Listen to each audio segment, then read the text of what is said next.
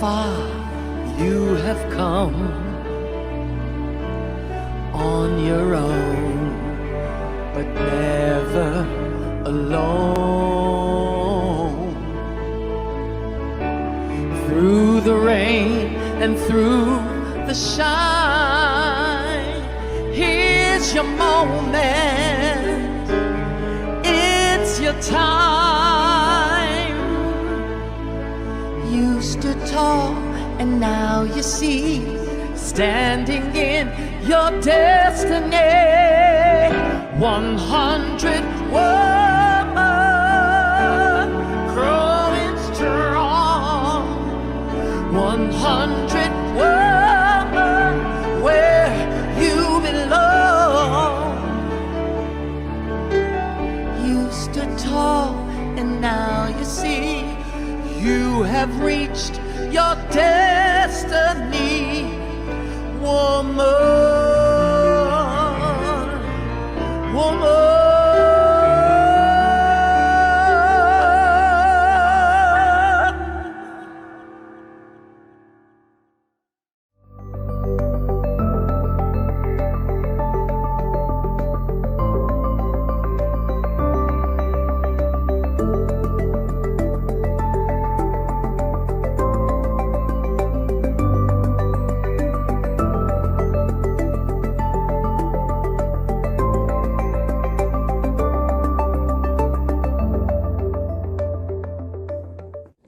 As people of African descent, we offer this land recognition in solidarity with the indigenous peoples of Turtle Island in the efforts and deliberate intentions toward decolonization. As people of African descent, we acknowledge the land of Turtle Island that sustains us, express deep gratitude to its indigenous peoples, and pledge to honor our dignity and divinity that ultimately connects us all. By Kay Johnson. Welcome to 100 ABC Fireside Chats. 100 Accomplished Black Canadian Women is a bold project initiated by co-authors and co-founders, the Honorable Dr. Jean Augustine, Dr. Denise O'Neill Green, and Donna Jones Simmons. Our mission is to celebrate and archive the professional accomplishments of trailblazing Black women from all across Canada. The goal is to create an ever-expanding database available for current and future generations via print media, public and private libraries, as well as our website, which is www.100abcwomen.ca. In addition to our fireside chats on topics that matter to our communities, such as education, healthcare, entertainment, creative arts, trade union, and so much more, we offer biennial book launching galas and biannual symposiums. The co-authors and co-founders would like to take this opportunity to thank each of you for attending today's fireside chat. We know that you will find these sessions educational and inspirational. So sit back, relax, and hear from our brilliant and talented honorees. Good afternoon, everyone, and welcome to 100 ABC Women Fireside Chat today. Today's topic is on boards, associations, and volunteerism. I would also like to wish each and every one of you a happy International Women's Day. My name is Carol Commission. I'm a retired Chief Financial Officer with many, many years of successes in financial management and leadership in the IT industry. I have been on several boards in the past and currently. Currently, I'm a member of the Board of Directors of the Catholic Children's Aid Society. I'm Treasurer and Secretary of my Rotary Club. I'm also the past President and Chair of the Board of Directors of Tropicana Community Services. Today, I would like you to join me in welcoming our two panelists that will be talking about our topics today. The first one is, I would like to welcome Alethea. Alethea is a Director of Continuity and Disaster Readiness with Royal Bank. She's a speaker, a TV host, a producer with Rogers, president and founder of the Dufferin County Canadian Black Association, and a school board trustee. Alethea also authored a chapter titled Optimizing Employee Engagement Through Effective Ethical Leadership, published in the Ethical Discourse in Finance book. Alethea is passionate about advocating for her community and continued growth and self-improvement. Welcome, Alethea. Next, we have Kayla Stevenson. Kayla is an adjudicator, mediator, arbitrator. She's currently volunteers as chair of North Peel Dufferin Community Legal Clinic in Brampton. She's also on the board of directors for Family Dispute Resolution Institute of Ontario and on the executive board of directors for Association of Continuity Legal Clinics in Ontario. She's also co-chair of the Race Equity and Advisory Committee for all legal clinics in Ontario. Welcome. So today we have a very exciting topic about boards, association, and volunteering. So to get started, I will ask our panelists, what is a board?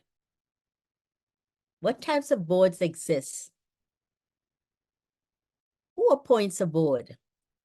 What role does membership play with a board? Kayla? Thank you for that wonderful introduction, Carol, and good afternoon, everyone. So you asked a lot of questions. So the first question is, what is a board? So I chair a non-for-profit board. So this board governs the company on behalf of the shareholders. Actually, I apologize for that. So this is a non-for-profit board. So this board is the leadership and guides the strategic direction of this organization. So for the board that I chair on, this one governs a legal clinic, a community legal clinic. And who appointed the board? So the who appoints this board is the that's a good question. That's a good question. So the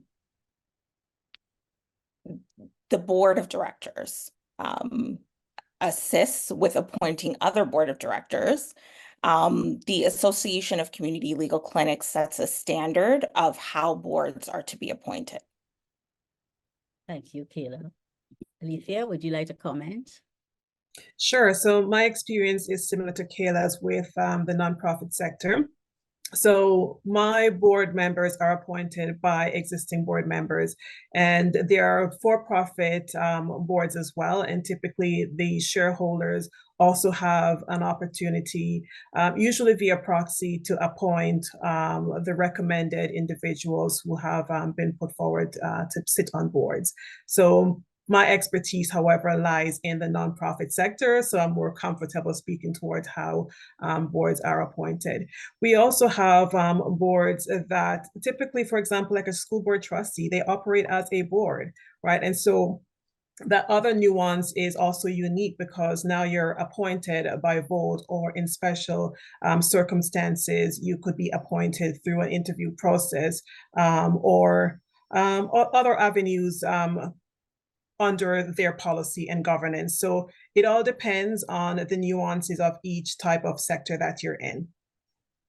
I would just like to add to that we have two types of boards, for-profit and not-for-profit.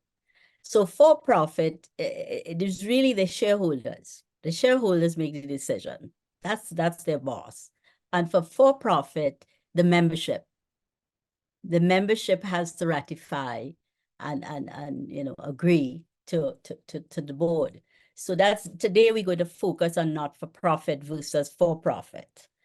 The membership plays a very, very major role as it links to the bylaws and the constitution of whether it's an association or a board. Any other comments on that? What is a board? I think also the board aligns and comes up with strategies, where are we going, vision, what is expected. Any other comments on that? Absolutely. I think one of the key things, especially the environment that we live in right now, the board's role is also responsible for managing crises. You talked about the strategic direction of the organization, but also when you think of COVID-19 pandemic, financial downturns, that board is able to now come in and look at how do we get funding? How do we pivot? How do we continue to operate effectively to serve the needs of the organization, that mission and vision of that organization. So that's a critical role that board members play, and it's not often talked about, but given the world that we live in right now with cyber attacks and pandemic and financial crises, that's a huge role that I think needs to be talked about and elevated. Thanks, Alicia. We'll get into that more when we start talking about responsibilities of a board. Here's another interesting question for you, Kayla. What characteristics are required to be a board member? That's a really good question. So I think one of the most important characteristics to be a board member is the passion. So that is what brought me to want to be a board member as well, just the passion for serving in your community, as well as having the time. So I'm in the middle of my career. I'm trying to build my career even more. Sometimes, people are in positions where they're not able to commit the time, and there is quite some time that you would need to offer to boards on a volunteer basis to be able to have the board to be successful. So being able to have the time, having the passion for it, as well as being able to hear the opinions of others.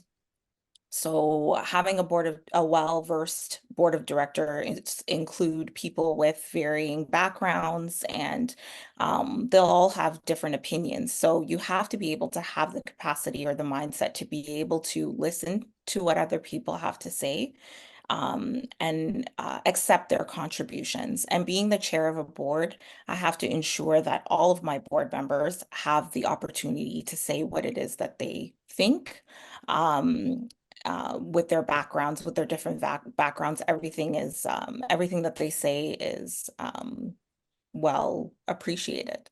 I think those are three. Alicia, you want to add anything?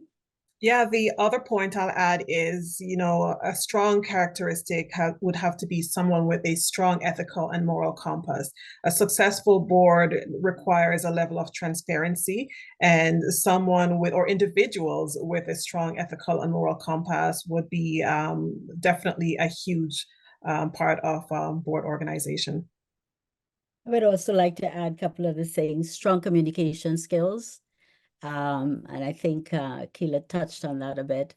Also, networking, because we always need to advocate for our organization, and we are always looking for funding. So networking, I think, is another big one. Another one, I think, is understanding financial management. This is where risks come into play. Having a good understanding of the impact to the business as you sit there and try to make high-level decisions. What qualifications do you need to join a board, do you think, Kayla? So one of the questions that's asked is maybe two. So you are there's not really many qualifications. It depends on which board that you're applying to sit on, but not to be bankrupt, and not to be of sound mind. So not to be found incapable under the Mental Health Act or the Healthcare Act. Alicia? So for my board specifically, when I consider board members, I'm looking at a broad, diverse background. So in addition to the 2 points that Kayla mentioned, I'm going to be looking for someone with a strong financial acumen. I'm going to be looking for someone with a strong program and perhaps project management. So it depends on the competency of the board that you're trying to fill for. I'm going to be strategically looking for individuals who have that requirement. And of course, the passion has to be there, the ability to demonstrate and commit to the time requirements that's required. Often boards meet certain time for extended period of time for meetings. In addition to that, there is also the time commitment to review materials ahead of time to come prepared for meetings. So a huge criteria is the ability to commit to the time. So lots of factors, but again, I think the most important for me will be to make sure that you're going out, and it's like a job posting. So you're putting out your requirements and you're seeking individuals to fill a specific competency, to fill the overall view of your organization. So you don't want to have everyone with strong financial acumen and not operational experience. You don't want someone without leadership experience. So you have to make sure that you have that diverse perspective right across the board. The other thing too that's not often talked about from a board perspective is that diversity. So when you're looking at, young people, how are you getting your young people involved from a board perspective? And we can talk about that later on as we progress in the conversation. Yeah. But even from a mentorship perspective, you have someone who's got a strong financial acumen and they're sitting at the board level. You can also have a mentee coming on board and start to groom them from a young age. And diversity, again, gender, diversity of experience, and diversity of age, right? Ability. All of these individuals bring something unique to the table, a different experience to the table that is valuable to the growth and the strategic direction and success of the organization. Totally agree. I think just to add a couple more points to that, for me, is the desire to continuously learn, because continuous learning is paramount. Also, your ability to be a team player is paramount.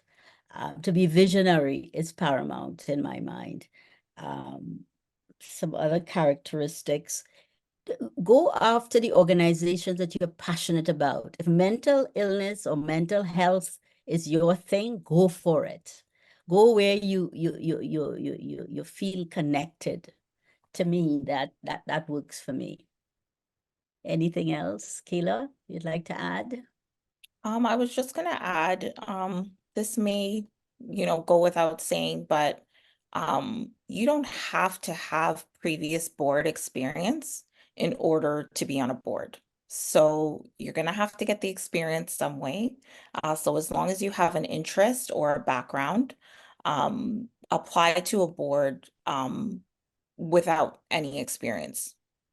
You'd be good.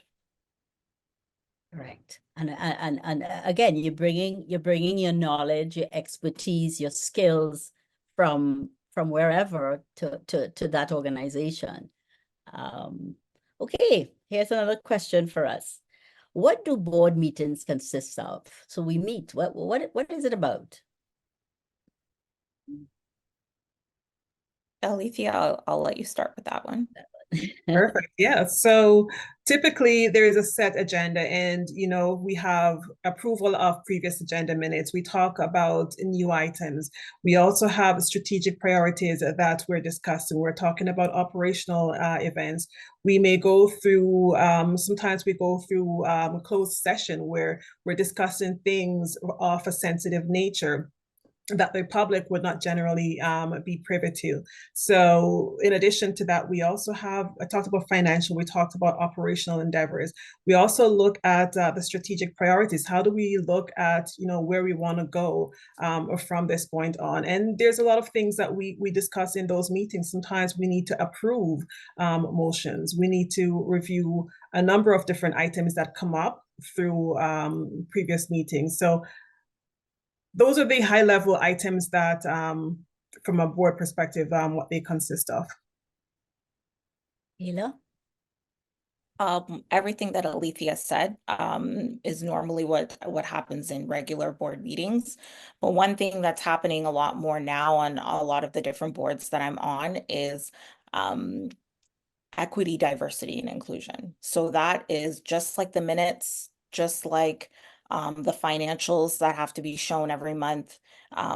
Equity, diversity, and inclusion is definitely an item on our agendas. And it should be on everybody's agenda. So as long the company is doing all these equity and diversity initiatives ongoing, as well as anything that comes up. So in my perspective in community legal clinics, anything that comes up needs to be addressed at that item. That I think is a really important item. I would also like to add, I want to go back a little bit.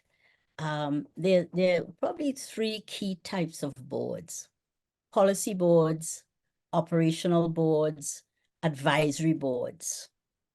And depending on the nature of your board will determine the kinds of details that you'll be getting at these meetings.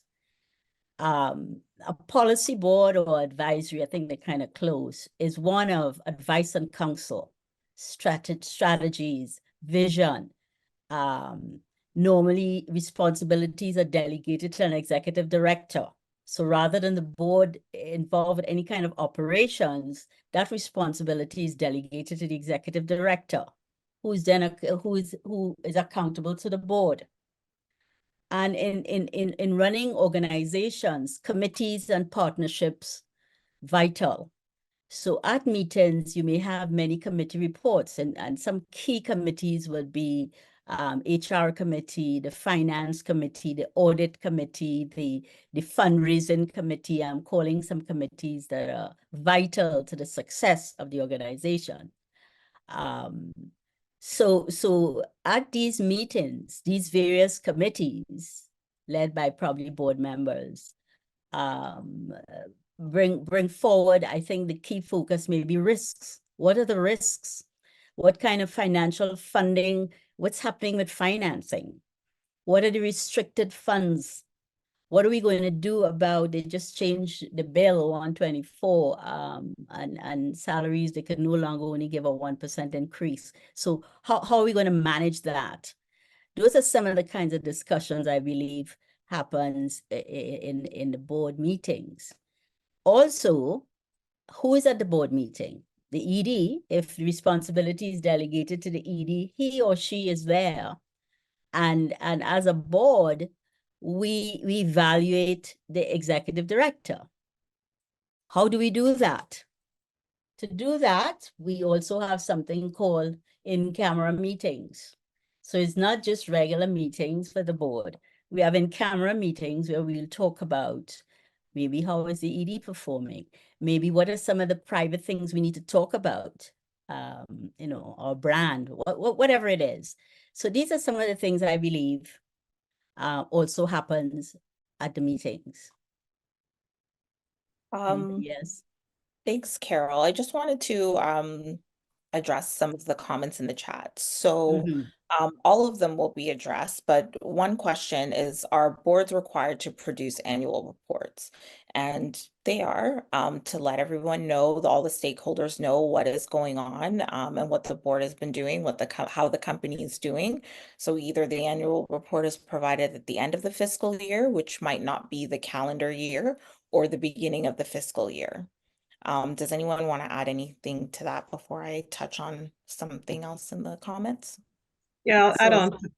I'll add on to Go that ahead. as well. Yes, I think it also speaks to that level of transparency that I referenced earlier. When you produce that annual report, it shows, especially your stakeholders, your investors, how the funds are being used, how you're performing, how do you continue to remain relevant and sustainable. So the annual report is more than just producing a report for the sake of report. It holds valuable information on the well-being and health of the organization. Over to you, Carol. yeah. So I would add one more point to that. Sometimes that's the contract. You have to provide the reports. That's the contract. So the government gives you X dollars. There's a contract with the government or whoever, the province, whoever, to provide audited financial results. And according to the act, if you're over $100,000, you have to be producing these audited results. So some of it is that's the law. Right. Okay, anything else in the chat? So there's two comments regarding encouraging Black women to be in hospital and healthcare boards. So one of the questions is asking, is saying, I would like to suggest that we need to encourage more Black women to be on hospital and healthcare boards. Very Healthcare is good. a huge area that impacts our communities, and hence Mhm. boards are another area where we need to sit at the table. And in addition to that, it says, I agree, we need to see more Black women sitting on boards in healthcare. What is the process to sitting on a healthcare board? And can the panelists give some advice on how to navigate that process? Okay, should I take that one? Okay, so later on we're going to recommend a couple of areas you can look to see what vacancies exist on what boards. So and I'll answer one of it right now. One of them is the government. I'm not sure the link, but if you just put in those words, which is what I do as a retiree, and it comes up, you will see all the jobs available to you. That's one way to do it. Another way, the Institute of Corporate Directors. Again, you go there, you're going to find whatever jobs are available on boards. Another area is the Charity Village. So there are several places, and me, again, not being in the current workforce, when I don't know something, I just put the words in and it comes up. So try that. Anything else, or should we have another question? I think I'll add to that too. Just like with any job posting, you can go to a specific organization's website and Yes. they will often have board positions posted. Mhm. I know we're going to touch on paid versus unpaid later, but that would be my first step as well. Google is your best friend.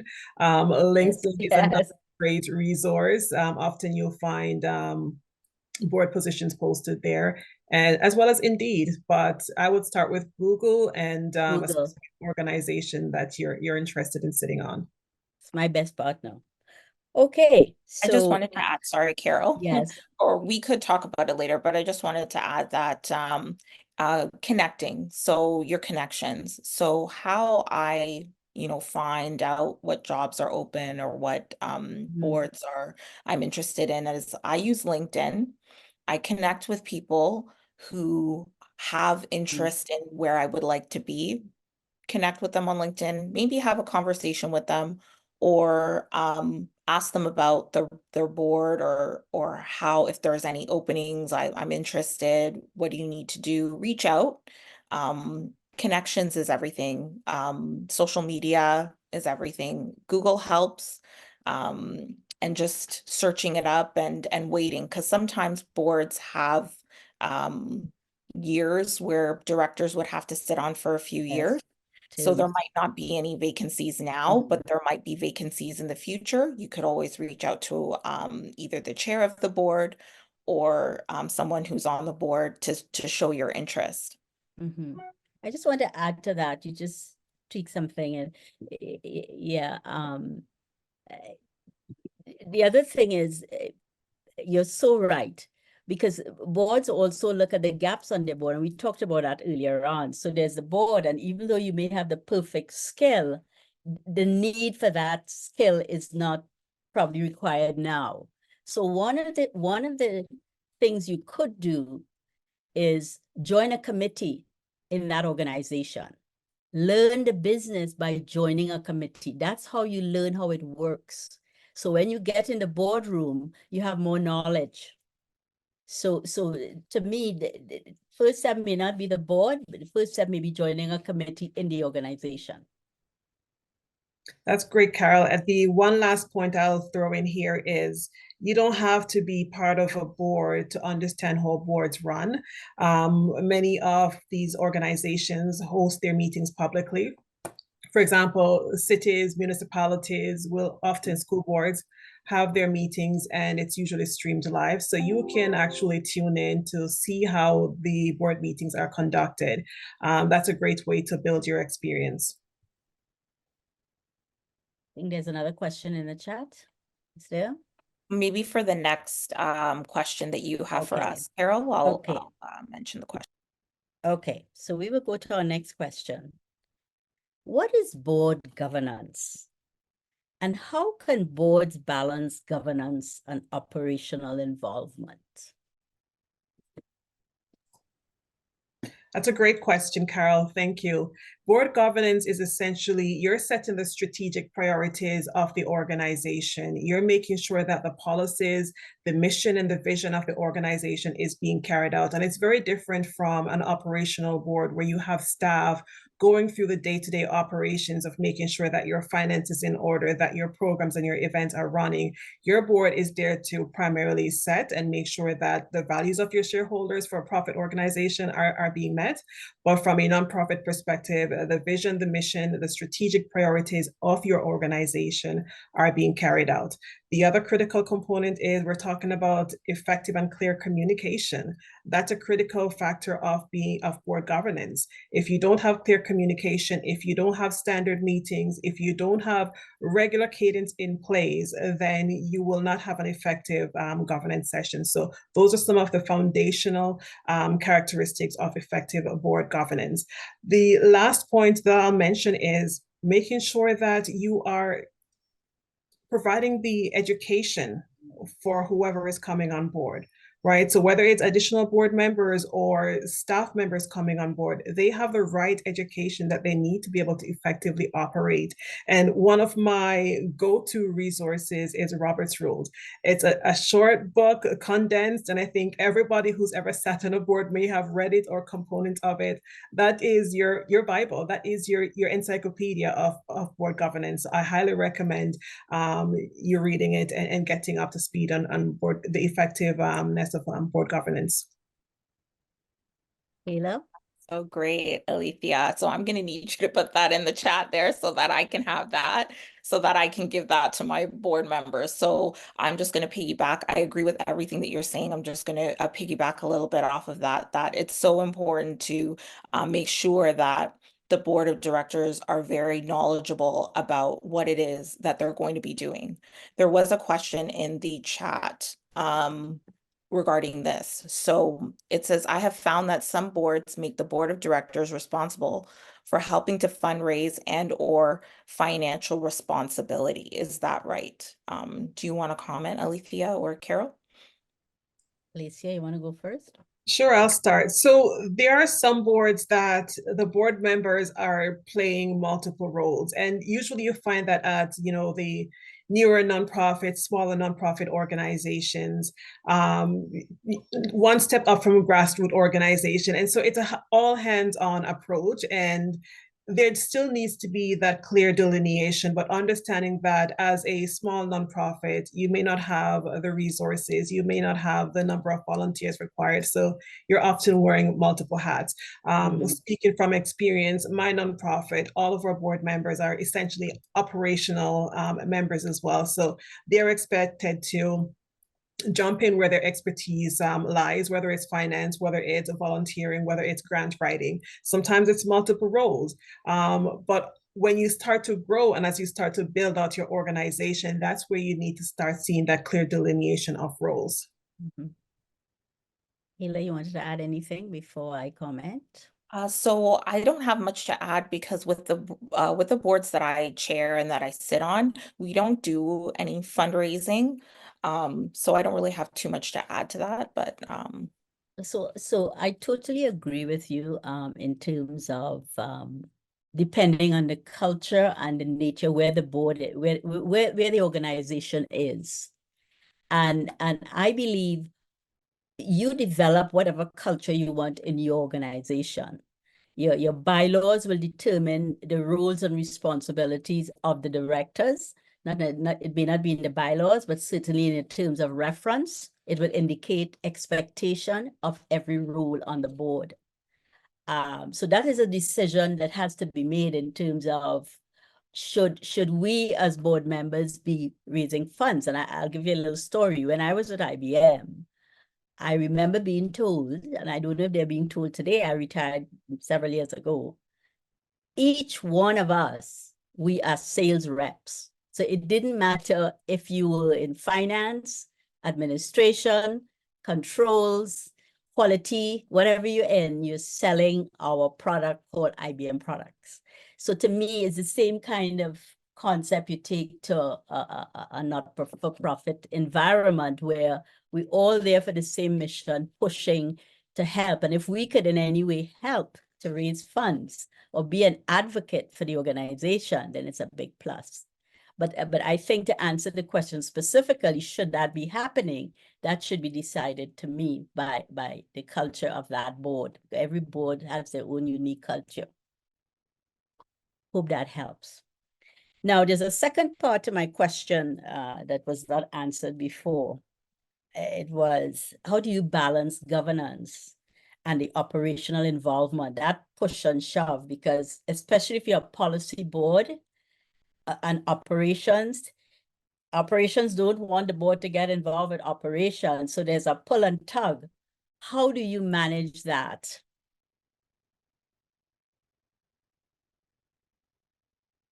Kayla?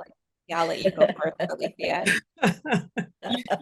That's a tough one, and I'm probably going to defer back to you, Carol, with your expertise there. But how do you balance that pull and tug? And I think it goes to your bylaws. I think, that will also outline, how your board is operating and where your roles and responsibilities lie. So that's what I'm going to rely on.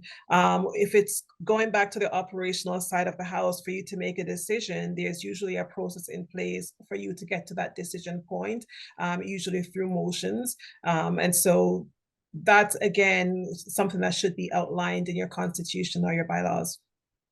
So for me, so it's two players, right? This is the pull and tug. So clear terms and clear roles and responsibilities. The board delegates to the ED. It has to be very clear as to expectations and achievements and how they'll be measured, the metrics. That has to be very, very clear. Because and what role, when the board gets involved and when it doesn't, and empowering the ED so the ED could do the job. So in my mind, it is check and balance, because the board is held responsible. We are responsible as board members for that organization. We are just delegating responsibilities to the ED. So we have to be very clear in terms of what is expected from the ED, how he or she will be measured, what is acceptable, not acceptable, conflict of interest, all those things. Once you have clear lines in terms of that, then that's our guidance to reduce and minimize. Tension is good, but you have to minimize that tension. Yes, Okay. I agree with all of you. So in the comments, it says very carefully. So the answer to your question, someone answered it was very carefully. Carefully. And I definitely agree. Yes. Having clear expectations and clear boundaries will assist. Correct. I think as everything else. So this is a nice leading to this question. What challenges do volunteer board members face? Alethea? Yeah, so the number one challenge is going to be time constrained. Many board members are working full time. They have families, they have other obligations, and so that time commitment is crucial. The other thing is conflicts. right? How do you now balance between personal conflicts? You may have community initiatives that are coming up that may potentially have an impact, and you need to now be able to navigate that. So those are my top two. Third would be decision making problems. How do you solve for that? And again, I'm going to go back to what you made reference to earlier, those roles and responsibilities and what is outlined in your bylaw, what is within your authority to make decisions on. And when it comes to making the collective decision of the board, it's coming together in those meetings and putting the motion on the table and moving forward, and understanding that when that decision is made, whether you like it or not, as a group, you're operating as a group, right? And you're not going outside of the meeting and saying, well, I didn't approve this or I didn't like this. You're representing the body as a whole. So yeah, those are my top items: the time commitment, balancing, dealing with conflicts and personal conflicts as well. Thank you. Kayla? Yes, I agree with all of those. Another one that I would like to add is people leaving the board. So whether for personal reasons, whether for so there's some things in our bylaws where you have to be in the catchment area of where the legal clinic is. So right now, that is one of my top issues. Well, it's kind of resolved now, but just people leaving for various reasons, having not many board members to be able to continue. So having to do that hiring process, or in other words, board hiring process, that's difficult as well. And another thing that I've had to deal with in the past, which is one of the questions asked earlier, was how is a member who has demonstrated inappropriate behavior removed from the board? So for me, it wasn't necessarily inappropriate behavior, but there are some bylaws that board members need to follow. So they need to be able to come to meetings, and it's very important to come to meetings to get those votes, right? So if they're not able to come to meetings, then, we all get busy. We all have busy lives. If it's a certain number of times that that person is unable to attend, then they will have to step down, because if we have in our fiscal year 11 board meetings and you're only able to make it out to 2, well, that's a problem. So we can't have someone that's not able to make it out. We might as well leave room for someone that might be able to manage that time commitment. So what I'm hearing is we have challenges with regards to sourcing new board members and getting the appropriate skills to fill the gap. Because again, the skill may be there, but you don't have that gap on your board, right? So you have to match the two. And I'm hearing not coming prepared for meetings, not attending meetings. Those are challenges. Those are character. We need you to be at meetings and come prepared. But I have a question for you. What do you do when there's a conflict of interest? Good question. Anybody? So at the beginning of board meetings, there's always a conflict of interest. So everyone gets a copy of the agenda, and there's always a conflict of interest mentioned. So does anyone have a conflict of interest that they'd like to declare? Doesn't necessarily need to be mentioned what that might be, but then that person has the opportunity to step forward. Now, I haven't had a situation where someone has addressed a conflict of interest that would be in a conflicting way. Someone could just say, oh, I have a conflict of interest here. I worked at this company and they're coming to present. I can't vote because I worked at this company a year ago or something like that. I haven't had anything challenging where it's been brought to my attention that there's a conflict of interest of a board member that they haven't declared. So I can't speak to that, but I know it happens. Yeah, so typically what happens when there's a conflict of interest, the person usually excuses themselves. I think the term is recuse themselves from the meeting, and so that they're not influencing decisions in the room. There are other conflicts of interest where that's when the board can go into their closed session and deliberate over, maybe a sensitive topic. So that's the other avenue that can be utilized as well. The thing is conflict of interest. You read a lot about a lot of that happening in the Globe and Mail. Every time you read it, there's some conflict of interest going on that nobody declares. It's discovered, like that COVID situation with the app, right? It's declared after. So what do you do about it? So for me, I think reinforcing the bylaws will clearly articulate if you were in conflict, what would or would not happen. And as you said correctly, at every meeting, people are reminded, do you have a conflict of interest? The question is asked, right?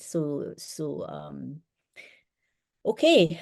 So our next question, what are the characteristics of an effective board? How do you know when a board is effective?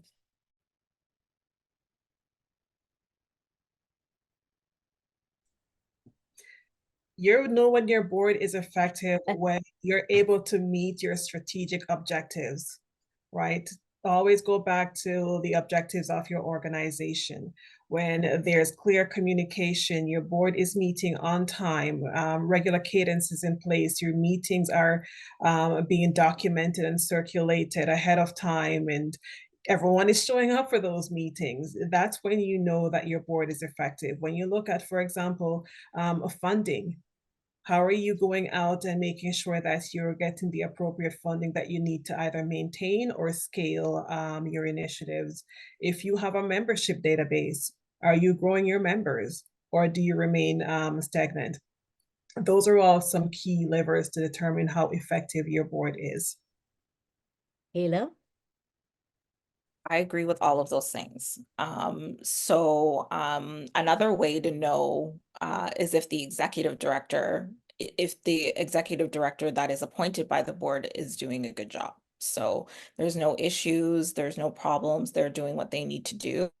That's another way to know that the board of directors is doing their job as well, because part of their job is to manage the executive director.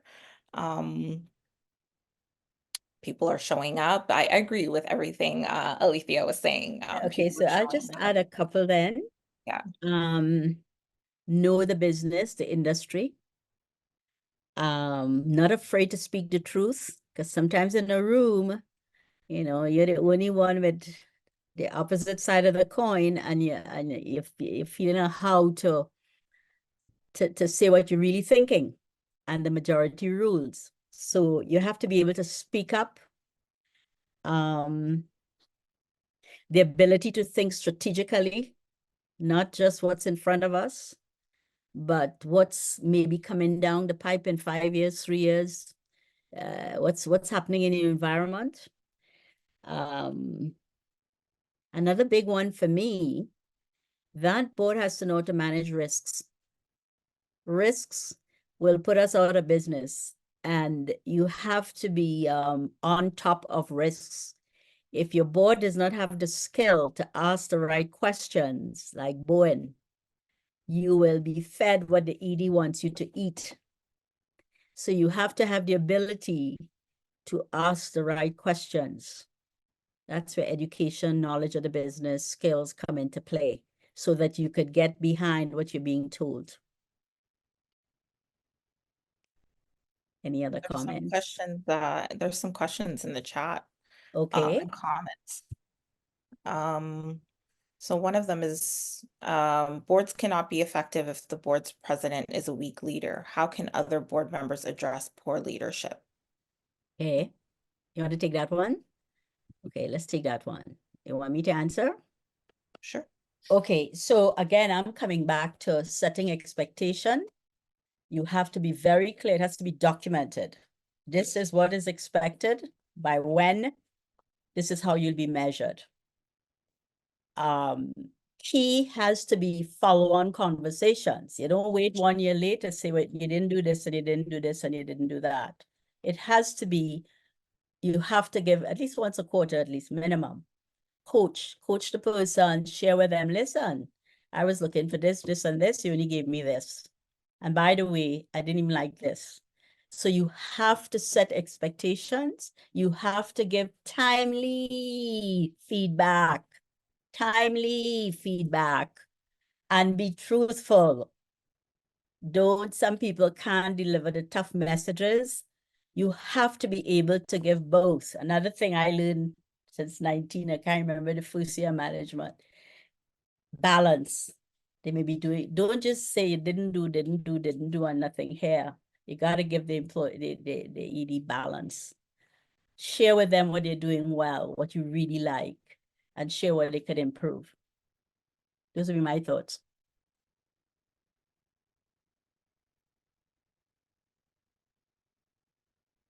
Any other questions or any other comments? There's more questions, but I think we'll talk about it at the end. Okay, so where are we now? So we're talking about an effective board, and I think covered all of it. Another key point that we did not bring up that I think is probably important. What are your stakeholders' feedback? What is the community saying? What are your stakeholders saying? What are your funders saying about you? That's key. Okay. Next question. Oh, okay. Let's saying it another way. What impact does an effective board leadership have on an organization? So if you have a very effective board, what does that do to the organization? An effective board essentially sets the trajectory of the organization, right? So again, looking at the board from a short-term, long-term perspective, what are your goals? What are your vision? What do you hope to achieve?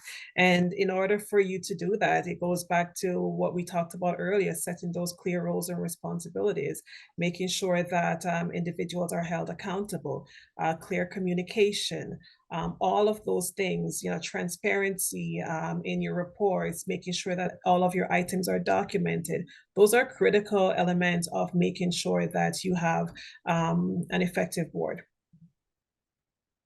Hello? I don't have anything else to add to that. That was great. Yeah, I agree with that. So maybe we could start looking at some questions.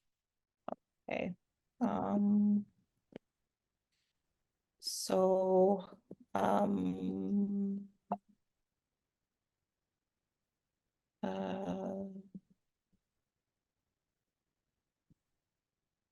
sorry, just one second. Oh, do you need to have healthcare experience to sit on a hospital board? So I think we answered this earlier, where we said that you don't necessarily need experience. For some of the boards I sit on, being a public member assists as well. So someone that doesn't necessarily have key background or education and where you're trying to the board that you're trying to sit on. Sometimes being a public member, just having that maybe living in the area or something like that will give you some experience to be able to sit on that board. Any other comments? I believe like any organization, let's move from the medical for a minute. Every organization per se require leadership skills to run that organization. So let's say I'm a CPA, financial management. It doesn't matter what field it is. As a CPA, I'm bringing the financial management skills to that organization. Knowing the business is a big tick, because if you understand how it functions and it works, then it's easier to maneuver. But at the end of the day, for me, leadership requires leadership skills.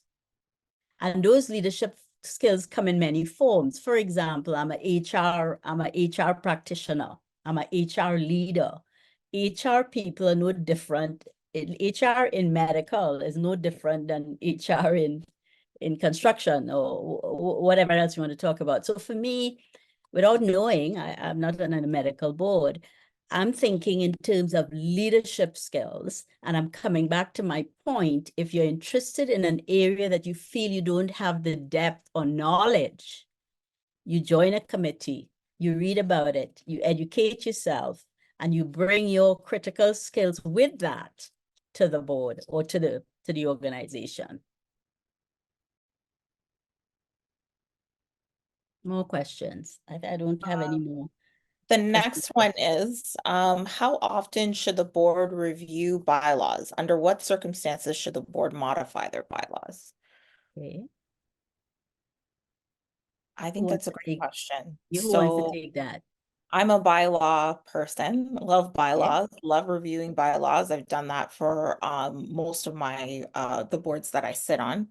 And I think the strategic plan will help with that because some bylaws are quite old and need to be renewed. Some things come up in meetings and then bylaws might need to be revisited. So there's no set time limit from my perspective on when a bylaw should be reviewed or updated. Does anyone else have any comments on that? Yeah, I have some comments. Couple of things.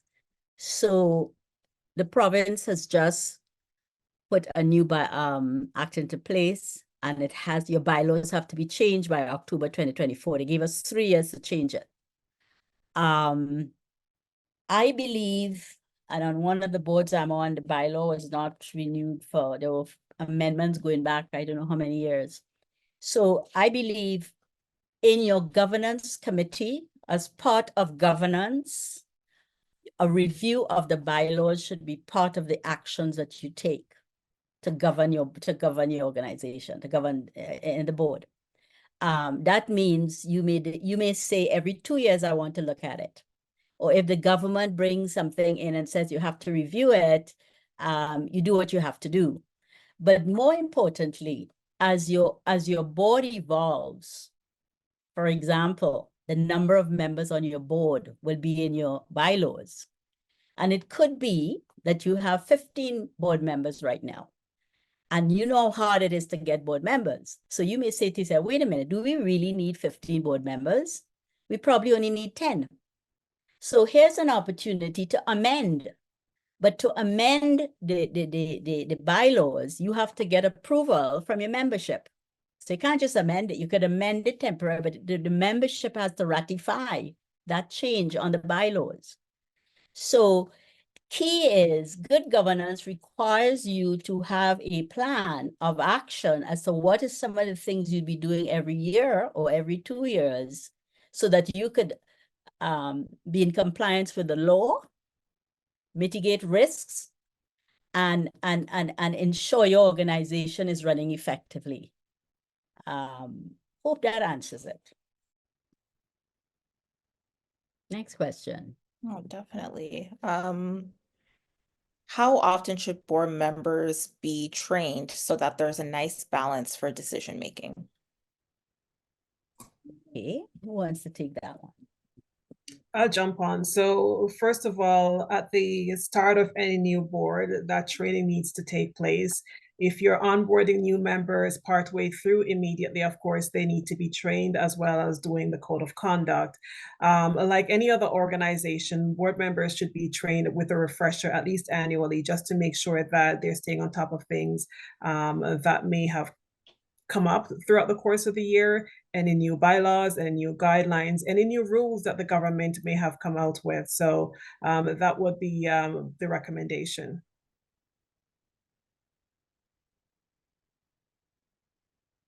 And if you think about many organizations that exist, that training can consist of not just from a board governance perspective, it includes training from diversity and inclusion. It could include training around privacy. So there are a number of things that come into place when you're looking at that effective leadership and governance of a board again, and the training that falls under that that scope. And I believe continuous training even for yourself, continuous development, continuous education, to keep abreast and to be more leading edge versus trailing edge. So to me, education, as I tell my granddaughter every day, I learn every day, every day. I read the paper every day and I learn something, or TV or whatever. So it's just continuous learning. And the more you could learn about boards, the organization, you just help to move the needle. Next question. I agree with that. So the other question is, while I understand that conflict of interest cannot always be known in advance, could you provide some examples of a conflict of interest? There's one example in the chat, but does anyone have an example of a conflict of interest? I have one, and I'm going to quote one that's in the Globe and Mail, the app for COVID, right? One of the contractors, he owns the company that has a contract with the government. So let's pretend he's on a board, right? He owns the company that got 19 million or whatever from the government. And by the way, he also is working for the government. Right? So let's say he's on the government board. So he has a business that the government is paying him money. He's on the board making decisions over here. Excuse me? How do you do that? Like, it's just wrong. It's just wrong. Conflict of interest. You're influencing the decision to give you more money or to pull that, or whatever that decision is. So I think, and again, the bylaws indicate what you can or cannot do. Once a decision comes up, you cannot be part of the conversation. You cannot vote on it. You have to excuse yourself. That's a great example, Carol. And, I'll jump in again from a different perspective. So my full-time job, I work for a financial institution. If there is a conversation around which financial institution to use, that is a perfect opportunity for me to excuse myself from those conversations, right? And that comes up often. It doesn't have to be a financial institution. It could be another organization that you're attached to, whether you're employed full-time or you have another relationship with. Yes, yes. And it's so easy today to have a conflict of interest because we are so intermingled. Absolutely. Kayla? I was trying to think of a smaller example of a conflict of interest, and maybe one that I could think of might be, because I have worked for previous companies in the past, and somebody's coming to apply to be on a board that I've worked with in the past. So I'm on the board recruitment committee. So I excuse myself from the interview process because I worked with that person in one of my previous jobs. I can't have any influence on whether, and I'm the chair of the board. So I can't have any influence on whether I want them, and I like them, but I can't say that, and I can't have any kind of influence over the other committee members on the hiring of this person onto the board. So I have to excuse myself from the interviews, the decision, any comments, on the decision making. But I have a question for you because this has also happened to me. So is it okay for you to recommend someone then to apply for a job? It's a good question. To apply for a job or to apply to be on the board, like there's an opening, for example, and you have two dear friends that you think it could work. Is it okay to say, why don't you, this opening, you publicize it, right? It's going to be publicized. Why don't you apply? That's okay, I would think. I think that's okay, but that's okay. And that has happened. So I've made postings on my social media in the past. Some of my friends see it and they apply, but when they get screened through and it comes to the interview stage, and I have a say, I say, oh, I know this person's my friend, or I work with this person here, I work with this person there, and I can't be on the committee for doing the interview or any decision making on that. Mm-hmm. Mm-hmm. Okay. More questions for us? So the ONCA, which is the Not-for-Profit Corporations Yes. Act. So someone put ONCA and question marks. So let's talk Yes. about the Not-for-Profit Corporations Act. So they just put question mark, no specific question. So that's what I was talking about earlier. The ONCA gave us 3 years to relook your bylaws. I think there's a standard bylaw online that they recommended that you could start with. But by October 2024, your bylaws must be in compliance with the act. I'm not sure what else the person wants to know. There wasn't anything else. Yeah. And it's strongly recommended. Certainly, I've been involved with 2 sets. It's strongly recommended you get legal advice. Yes. And also embed, certainly with what I've been involved with, embed your culture into the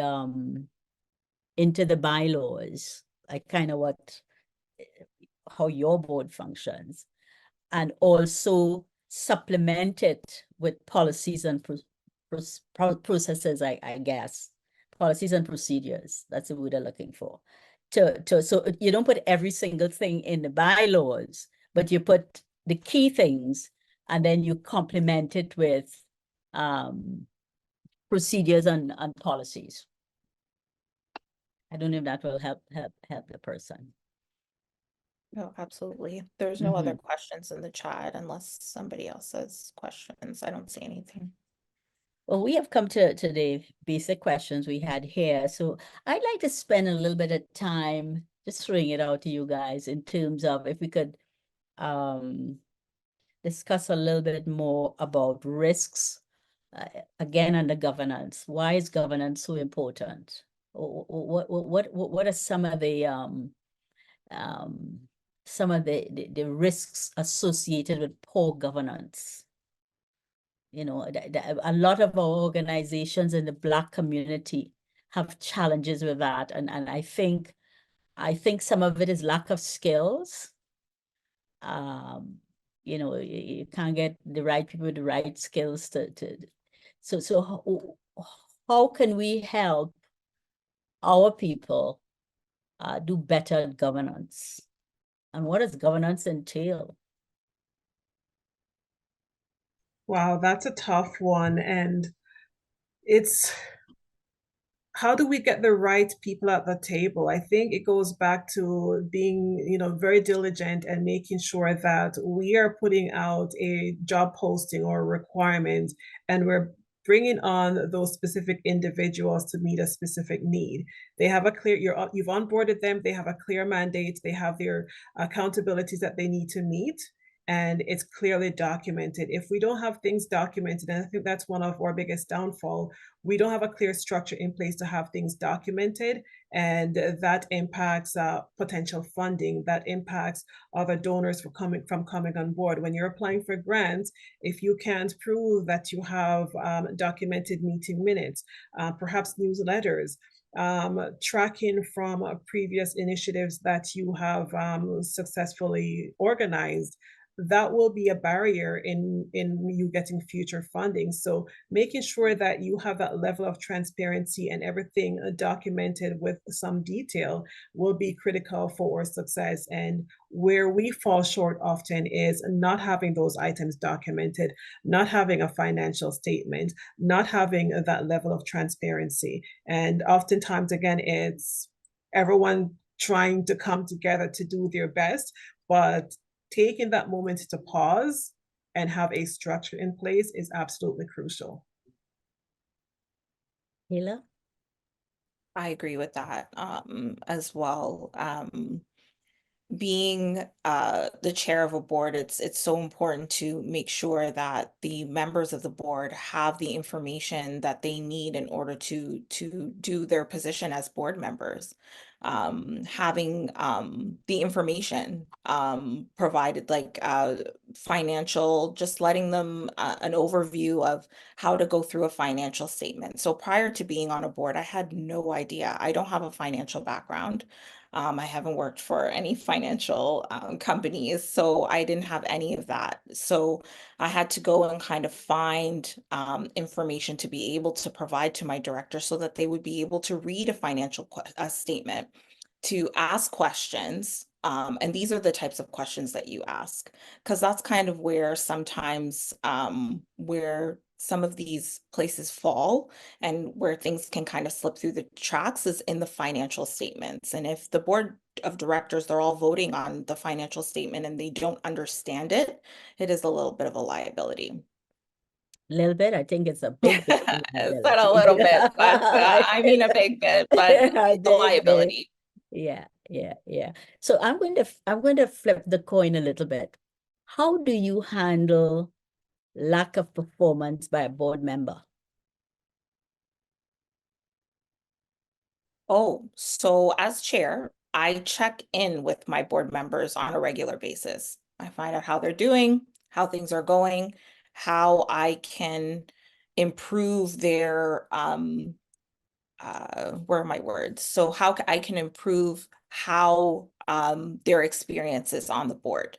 So I take notes of things that they would like, not like. And at those meetings that I have yearly with my board directors, I ask them, is the timing of the board meetings okay for you? Has anything in your life changed? If I notice that a board member is not showing up, or they're not talking in board meetings, or they're not asking questions, or they're not voting, kind of abstaining, or kind of not being the first or second, something that's been chaired, I would reach out to them directly and try to work through the issue. So with a management background or a leadership background that I have, and that helps on boards as well, to be able to coach and mentor board members to perform, because not everybody might not perform very well. They might need some encouragement. And if it's something that you can kind of work with them, then you can work on that. If it's something that you can't work with, then that's something that would have to be addressed as well. Alicia? Yeah, I think it's very similar to any leadership role that you're in, where you're managing employees. You have to have those regular check-ins. You have to have those conversations and have it documented.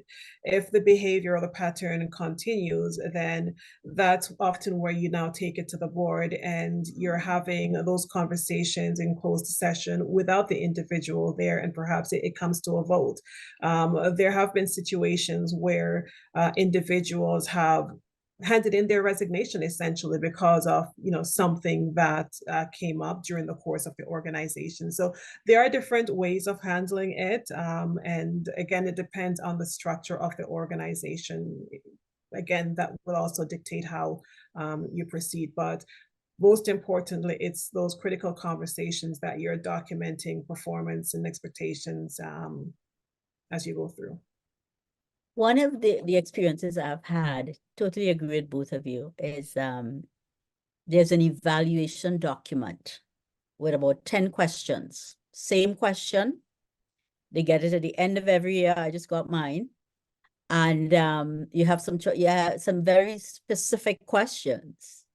So you get one of those for that. You also do to the committees.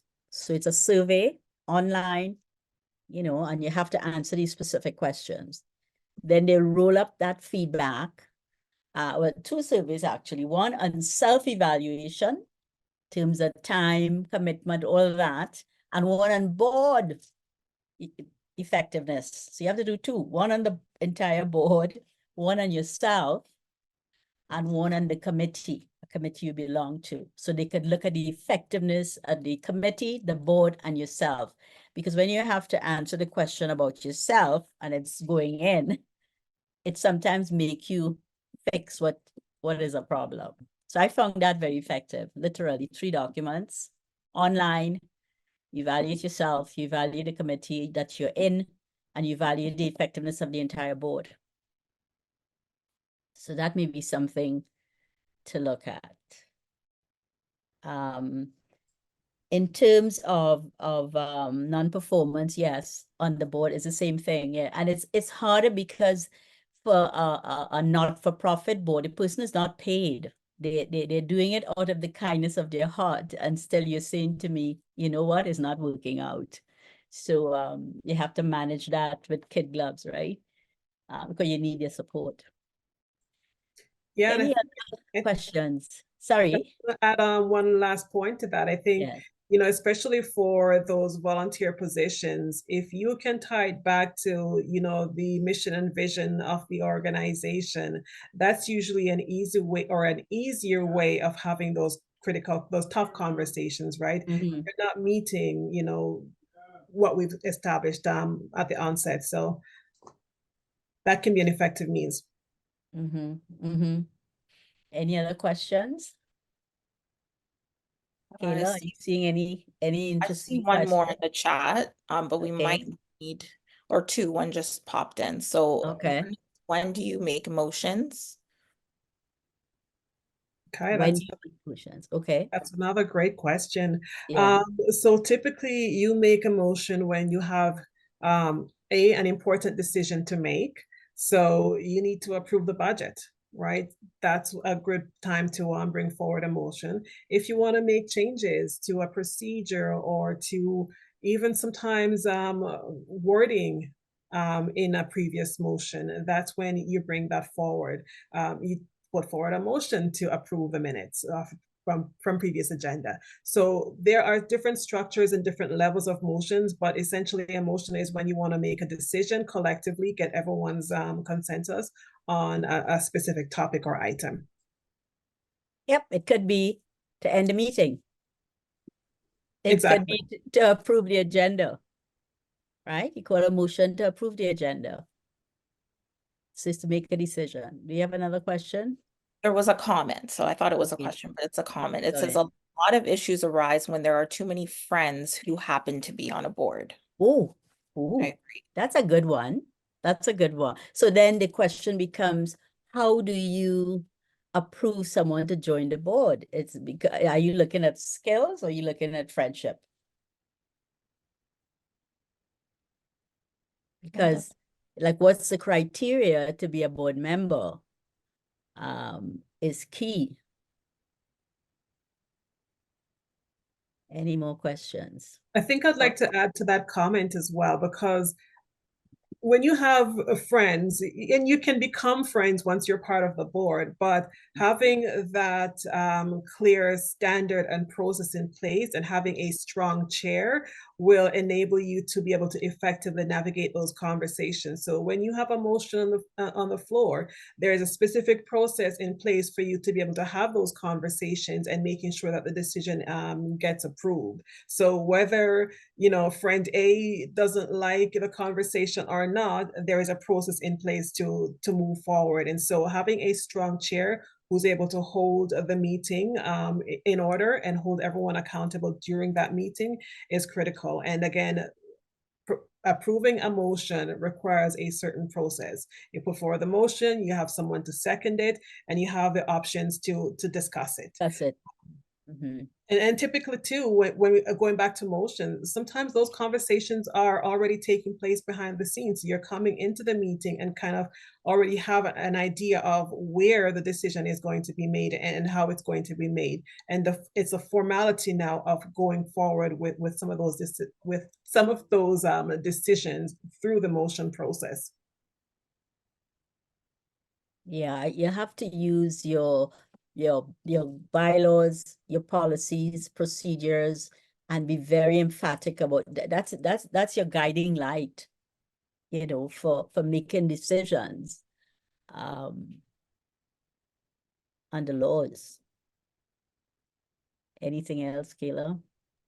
I don't see any more questions, just comments. Oh, there's a few that just came in. A very important topic this afternoon. I have learned some valuable tips as a Black woman to navigate leadership roles, boards, and associations. Thank you. Carol answered my earlier question about poor leadership. I meant poor board leadership, not Board poor leadership. executive director leadership. That's fair. How do board members address poor leadership of the board chair? This happens usually when a board chair is friends with members of the board. Yeah. So that Oh, friend piece ties yeah, in there yeah, as well. yeah, yeah, yeah, yeah. And it comes back, you know, some core things. We are here for the welfare and benefit of the organization, and we will be guided by the laws, the bylaws, the procedures, the processes of that organization. But I think one of the key things that causes problems is stepping up to non-performance, whether it be on the board, whether it's been the organization. People are a little bit shy to do it. So then it festers. It festers, right? A topic we didn't talk about today that I think is very, very important, and I'm hoping to join a committee doing this, is culture. How do you manage culture in an organization effectively? So the needle is at 40% satisfactory. How do I move it another 10 points to 50 or 60%? Particularly where it's an older organization and they're set in their ways, particularly in not-for-profit organizations. How do you do that to get them to embrace technology, embrace productivity and efficiencies, embrace that we're going to do this differently? I know we used to do it like that 10 years ago, but how do we do it now so that we could, because the restricted funds we're getting, we cannot afford to do it this way anymore. How do we do that? And by the way, we have more need in the community. For me, I think that's a topic maybe 100 ABC women should have. How do you do that? I'll start with that, and I know you're suggesting that for another session in the future, but I think it starts with effective change management, right? And so from that change management, you could dive into simply as you would in any other organization. How do you introduce team building? How do you introduce opportunities for the team to come together and outside of board meetings to bond and share ideas and get to know each other at the individual level? Maybe it's taking the stress off and you're doing volunteer activities in the community away from the organization. You're doing fun things, games night, paint night, whatever it is, but you're coming together as a team to bond and build those relationships. And you start to see your team members in a different light outside of sitting at the board meeting, at the board table, and discussing policies and other important topics. So that is important for a healthy culture. It could be dinner, whatever it is that you want to make it to be. But all of that also includes an element of change management and how you introduce that change of structure, that change of culture to the members at the table. This is a Okay. big topic, and I think one thing that can assist, sorry, Carol, I just wanted to add one No, thing. no, So I'm one thing I happy. think, thank you, that can assist is research. So with bringing facts and research and people that have done it before and those types of things, bringing that documentation to the board to back what it is that you're saying can assist. To me, is one of the toughest nuts to crack.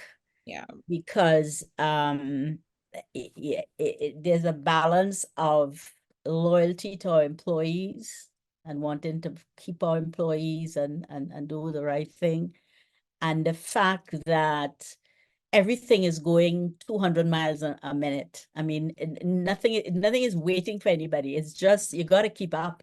You got to keep up. And culture there's so many pressures in the environment around culture, so many, and it's just, it's a tough nut. Almost time to wind down. Okay, so last question maybe, or thoughts. Maybe I'll go to you, Kyla. Overall thoughts about this session today? I think this was an amazing session. I learned some things as well. That book that Alethea brought up, I'm gonna take a look at that book and refer that to my board members as well, and on the other boards that I'm on as well.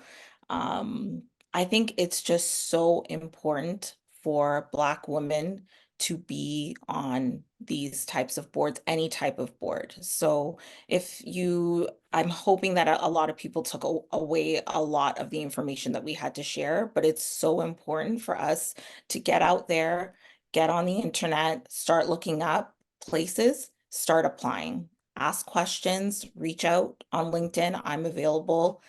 Ask questions on, what my resume should look like or what I should include or anything research or any questions that they might ask that I could be prepared for.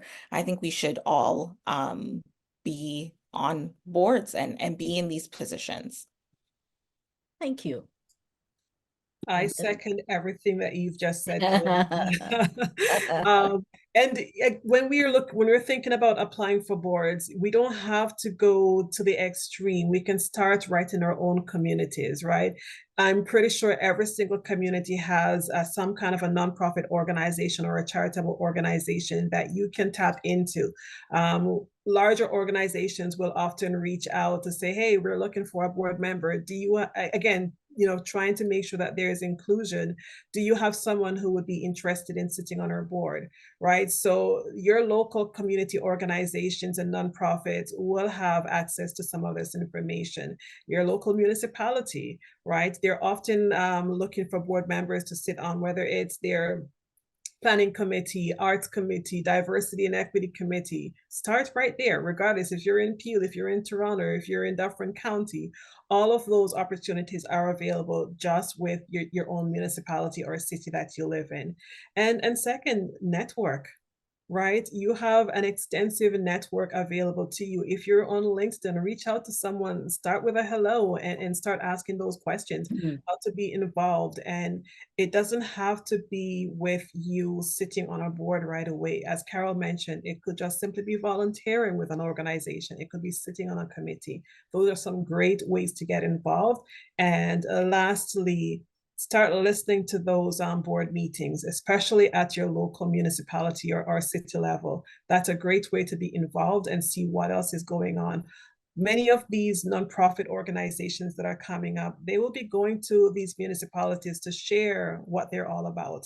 That gives you a great insight as to what is happening in your community, in your own backyard. So I'll pause. I know we're running out of time, and I'll pass it back to you, Carol. Thank you. I agree with everything both of you said. I just want to add two little things. One is, don't get frustrated. Don't give up. Just keep going. And the intrinsic pleasure you get from helping just one person or two people, it is just fabulous. I do volunteering. I was on a flight back, came back from Trinidad, and a young lady, well, young, don't know how old she is, started to chat, problems. So for my whole flight, I was coaching this young lady I never met, never even took her name, just said bye. But to me, I felt good and I know she felt good. So volunteering comes from the heart. And we as Black people, we need to help each other. Help, help, help. I thoroughly enjoyed today. I want to thank my panelists, Kayla and Alicia, for your contribution today, and thank 100 ABC for having this session. I thoroughly enjoyed it. I want to thank all the participants today. Thank you for coming and supporting us. And I would love to see you next week when the topic will be remain active in post-retirement. It's going to be fun. Thank you.